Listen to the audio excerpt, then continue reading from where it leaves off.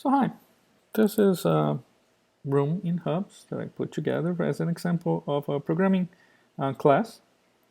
I used an existing room, so this is actually the holodeck from Star Trek, and I customized it a little with the name and positioned some screens in the room itself.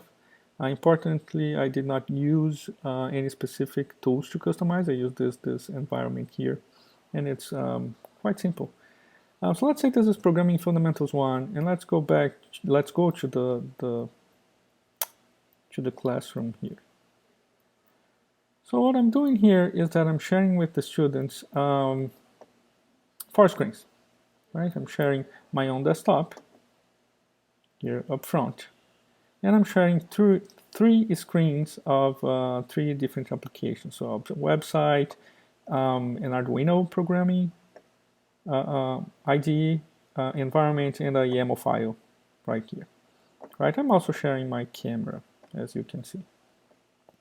So for my desktop, the students are actually seeing my desktop. So I could be looking at the PowerPoint presentation, doing something with that, or I could be, for example, let's say, editing some of the Arduino code. Now you may say, oh, this is not close enough to me. So there are 2 ways of doing this. One is if I right-click with my mouse in the screen, it becomes full screen for me or for the student. Right, so this is the view of the student. I'm navigating the room as a student.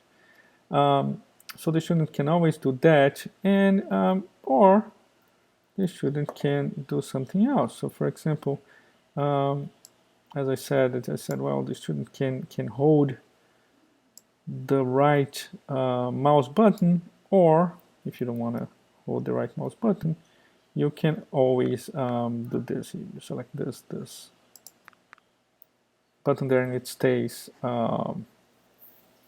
full screen for the student, right?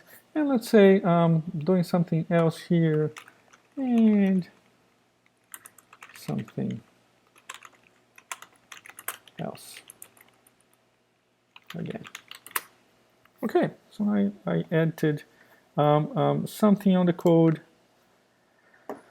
As you can see, the student can see on my big screen here where I share my desktop.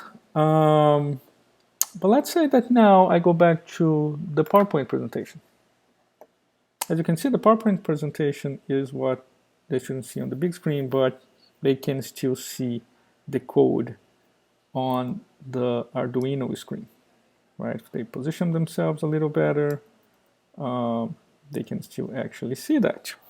They also see the YAML file. I could go and edit that YAML file. That YAML file would still be visible by the students. But let's do something else. Let's say that, well, this YAML file is really important. I really like this YAML file. I want to save it for later. So the student can press the spacebar and actually, I'm sorry, the student can go here and just click this button.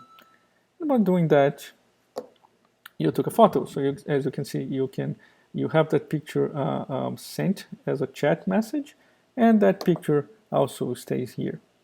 Right, so if I click that link on the chat, I'll be able to open and save the picture, but I also have that image, that picture taken. Right, so as a professor in the room, I could do that. I could have a student also do that, and then save that image. So another thing that is interesting, let's say that now it's the Arduino screen again, and I say, well, this Arduino screen, I really want to see it up close, no matter where I am. I want to see this close to me.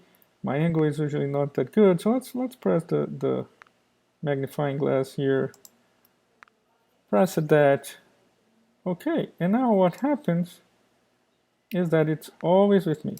So it's here, I can move around the room, and that screen just follows me, right? So the professor can now be editing that screen.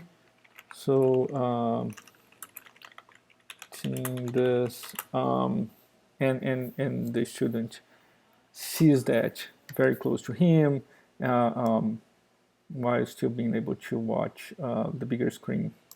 So those are some of the capabilities that you can do while in class. And I'm gonna finish this video here. Thank you.